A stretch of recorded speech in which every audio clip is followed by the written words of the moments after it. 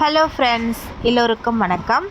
இன்றைக்கி நம்ம சேனலில் தை மாதம் வரும் முதல் வெள்ளி அன்று அம்பாள் வழிபாடு எப்படி செய்கிறது அப்படின்றது தான் டீட்டெயில்டாக நான் உங்களோட ஷேர் பண்ணிக்க போகிறேன். வீடியோவை எங்கேயுமே ஸ்கிப் பண்ணாமல் பாருங்கள். அதுக்கப்புறம் நான் சொல்கிற டிப்ஸ் உங்களுக்கு புரியாமல் போகலாம். நீங்கள் நம்ம சேனலுக்கு ஃபர்ஸ்ட் டைம் விசிட் பண்ணுறீங்க அப்படின்னா ரெட் கலர் சப்ஸ்கிரைப் பட்டனை கிளிக் பண்ணி சப்ஸ்கிரைப் பண்ணிக்கோங்க. கூடவே வரும் பெல் சிம்லையும் சேர்த்து கிளிக் பண்ணி ஆல் அப்படின்னு கொடுத்துட்டிங்கன்னா நம்ம சேனலில் போகிற வீடியோ நோட்டிஃபிகேஷன் உங்களோட மொபைலுக்கு வந்துக்கிட்டே இருக்கும். இதனால் நீங்கள் எந்த வீடியோவையும் மிஸ் பண்ணாமல் பார்க்கலாம். சரி, வாங்க வீடியோக்குள்ளே போகலாம்.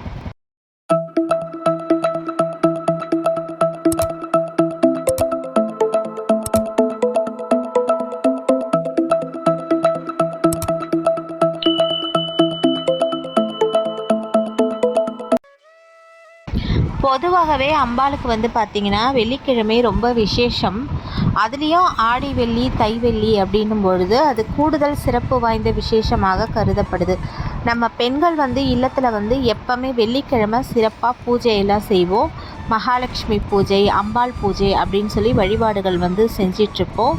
இது தை வெள்ளி அப்படின்றதுனால தை மாதம்ன்றது கூடுதல் ஒரு விசேஷமாக இருக்கிறதுனால இந்த தை மாதம் நம்ம அம்பாளை எப்படி வழிபாடு செய்ய போகிறோம் அப்படின்னு தான் நான் உங்களோட ஷேர் பண்ணிக்க போகிறேன்.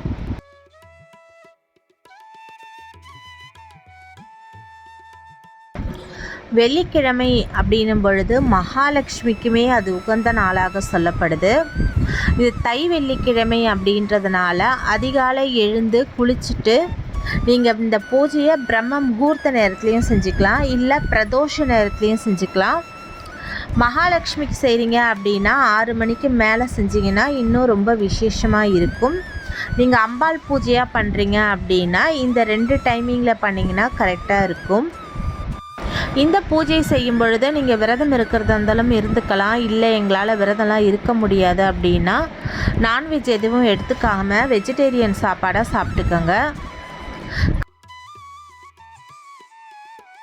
காலையில் எந்திரிச்சு குளிச்சுட்டு பிரம்ம முகூர்த்த நேரத்தில் நீங்கள் இந்த பூஜை எப்படி பண்ணணும் அப்படின்னா ஒரே ஒரு நெய் தீபம் ஏற்றி வச்சுக்கோங்க. மற்ற விளக்கோடு சேர்த்து சொல்கிறேன் நான். ஒற்றைப்படையில் தீபம் நீங்கள் ஏற்றிக்கலாம்.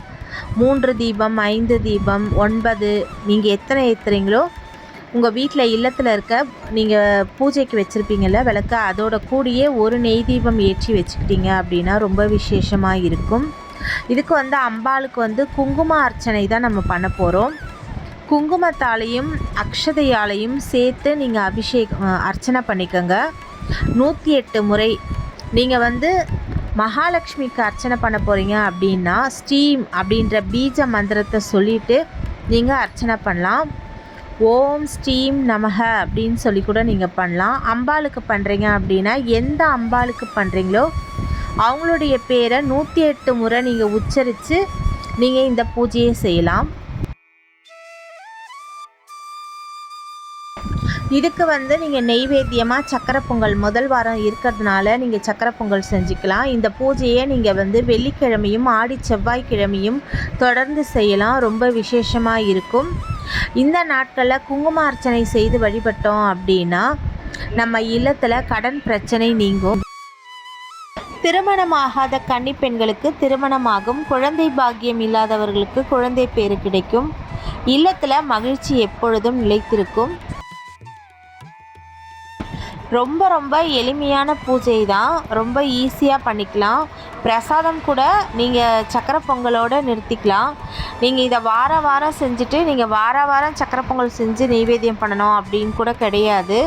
இதுக்கு கண்டிப்பாக தாம்பூலம் வைக்கிறது ரொம்ப விசேஷமாக இருக்கும். அதனால் நீங்கள் வாரம் தவறாமல் தாம்பூலம் வச்சுட்டு அதோட கூடியே பசும்பாலோ இல்லை 2 கல்கண்டோ பேரிச்சம்பழமோ வச்சுட்டு நீங்கள் கடைசி வாரம் பூஜையை முடிக்கிற அன்னைக்கு மறுபடியும் சக்கரை பொங்கலோ இல்லை கல்கண்டு சாதமோ செஞ்சு நீங்கள் உங்கள் வழிபாட்டை நிறைவு செஞ்சுக்கலாம். இந்த பூஜையை நீங்கள் அம்பாள் வீட்டில் நீங்கள் படமாக வச்சுருக்கீங்க அப்படின்னும் பொழுது அம்பாளுடைய படத்துக்கும் செய்யலாம். அப்படி இல்லை அப்படின்னா நீங்கள் குத்து விளக்கு வச்சுருந்தீங்க அப்படின்னா குத்து விளக்கு செஞ்சிங்கன்னா ரொம்ப ரொம்ப விசேஷமானது. குத்து விளக்கில் தான் எல்லா தெய்வங்களுடைய அம்சமும் நிறைந்திருக்குது. அதனால் நீங்கள் குத்து விளக்குக்கும் இந்த பூஜையை செய்யலாம். குங்கும அர்ச்சனை தானே அப்படின்னு நீங்கள் நினைக்காதீங்க. ரொம்ப ரொம்ப விசேஷமான பலன் இதுக்கு இருக்குது.